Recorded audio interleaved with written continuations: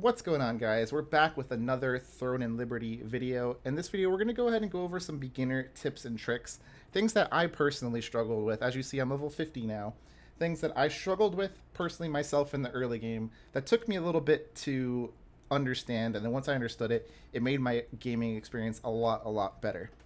Now, to begin with, it's going to be your health bar. It might seem like the most basic thing ever, but keeping this topped up is actually kind of difficult if you're not doing it the correct way. You might think, doing it the correct way, all I have to do is go over, run over to a bonfire, sit there for a few seconds, and I'm topped off. What's so difficult about that? Well, if you're going to the bonfire and sitting there after every encounter, you're going to be wasting so much time. So please try to avoid going to the bonfire as much as possible. What we're going to be wanting to do is try to take advantage of your Amatoy cheer right here. What this does is it instantly restores your health every 6 seconds, and it uses a world tree leaf.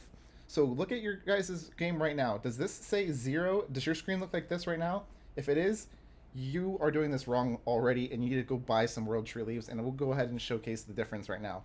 Now, we're in a safe zone, so our health recovers a lot faster, but as you can see right here, it slowly recovers all the way up.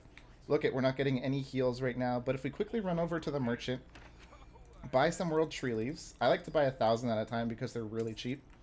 And then look, we'll get a little heal from our Amatoy every 6 seconds. He just healed us, but we were in the menu. So there, a little 279 HP heal. It sounds like it's nothing. It sounds like that's not worth it at all. Why bother? These things are basically free, and this Amatoy healing you every 6 seconds makes it so you never have to go to a bonfire ever again. So, in my opinion, just stock up with as many world tree leaves as you want to. Again, I like to do about 1,000, 2,000 at a time because they're really cheap. You got 2 million gold in the late game. You will need even more in the future, but 20,000 is nothing. So just buy a ton of these leaves. Trust me, you're going to need them.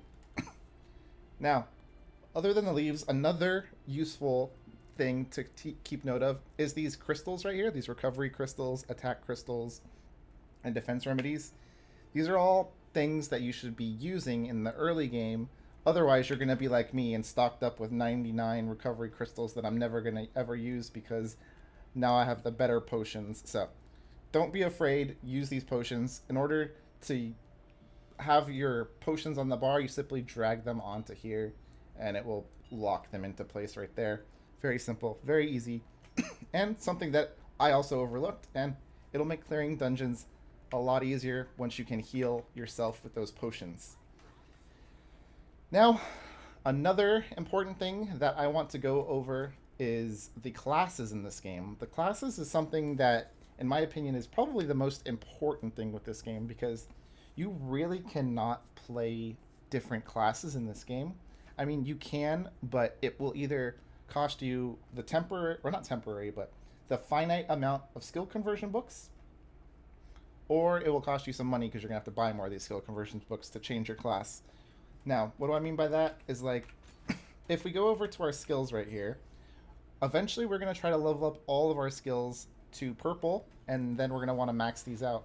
As you can see, I'm level 50, and I only have 3 purple books right now. So, what you're going to want to do if you want to change your class is either, if you're uncertain of your class, don't put any points into any of your skills until you're 100% certain of your class that you want to play. Once you're certain of your class, then you can start leveling it. Trust me, you can clear all the content in the story all the way up to level 50 with green skills. It might be a little bit more difficult, but it's definitely doable. So if you guys are unsure about what class you want to pick, please hold off on upgrading your skills until you know exactly what class you want to play. And also, don't be upgrading all of your skills. Try to upgrade only skills that you think are good. For example, I'm going to be a DPS staff dagger user.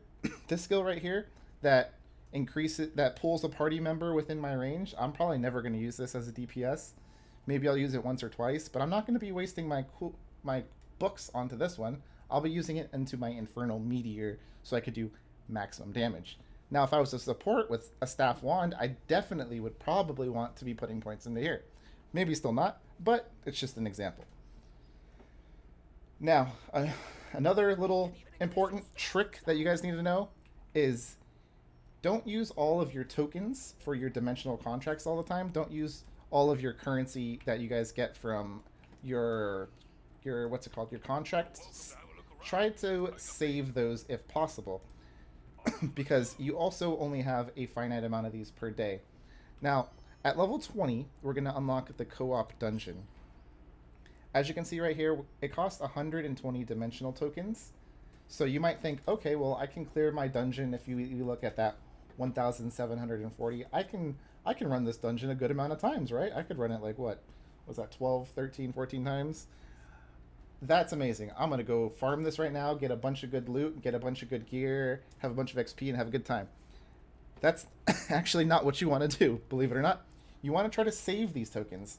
1,740 tokens is actually not a lot of tokens.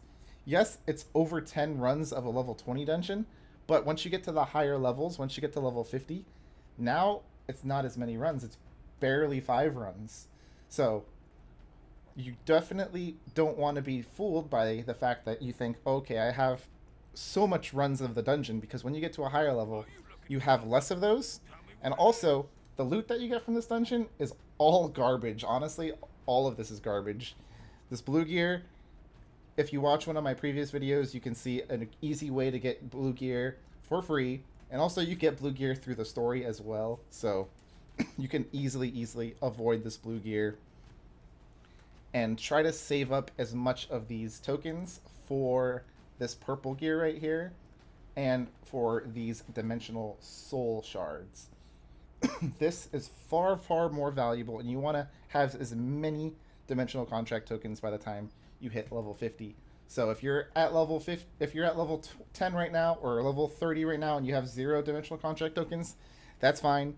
You can do all of these dungeons once for fun. It's still a game. Make sure you guys still have fun, but do keep in mind that you do want to try to save up. So if you're about to overcap, go ahead and use these, but otherwise, just hold off on those. Try to keep them as close to max as possible. And that's the same for the contract tokens. You get 10 per day. Try to keep that on like the upper 30s as well. Now, the last thing that I want to go over is upgrading your gear. Now, unfortunately, all my gear is kind of maxed out right now, so I can't really show you exactly what it is. But in this game, each color of gear, so the blue, the green, the purple, they all require the respective book, right? What you're going to want to do, as you can see, all of my gear is upgraded as high as it can go, except for these gloves, because I don't have enough books, I believe, is probably why. Let me see if I can upgrade that. Yeah, I'm all out of the growth stones. But in this game, just upgrade all of your gear to max all the time, pretty much, because you could always just transfer it onto your new piece of gear. And in fact, it's the more efficient way to do it, because if you transfer a green piece that's fully maxed out into a blue piece, it will turn into a level 3 blue piece. If you transfer a level 2 green piece into a blue piece, well, now your blue piece isn't going to be maxed out. Now you're going to have to use even more books to power up that blue piece, and now you're going to struggle even more with upgrading that gear. So always make sure you max out your green gear on the level before you transfer it into the blue piece. It'll just save you a ton of time and a ton of blue materials, and same thing for the purple. Max out your blue and then feed it into the purple. That's why I have a level 6 purple. I don't have no purple books. Pretty much all of this has been thanks to just transferring a level 9 blue straight into this. Gives me level 6. Very simple, very easy. Very easy to overlook that. Actually, one last thing I want to go over before this video ends out is the stats right here. These stats are a little bit different than like a traditional RPG, I feel like. Strength normally increases like your attack damage, right? Sorry. In this game, strength increases your defense. All of the stats increase your damage. Dex increases your damage the most because it gives you crit chance. Wisdom doesn't give you like additional ability power. It gives you additional cooldown reduction and mana regen. And perception allows you to have better hit chance for mostly for like PvP, I feel like, for those people who are building high dex. So it's very complex, and this could use a whole video in on itself. But I would recommend just checking out a little guide online for like a good build. To be honest, I kind of built this myself. I don't know if it's the best, but I think it's pretty good. In my opinion, I try not to go over level 30 because then it starts to cost even more. And that's pretty much it, guys. If you guys learned anything in this video, feel free to hit me up with a subscribe. And stay tuned for the mid-game tips and tricks. I'll see you guys in the next one. Peace.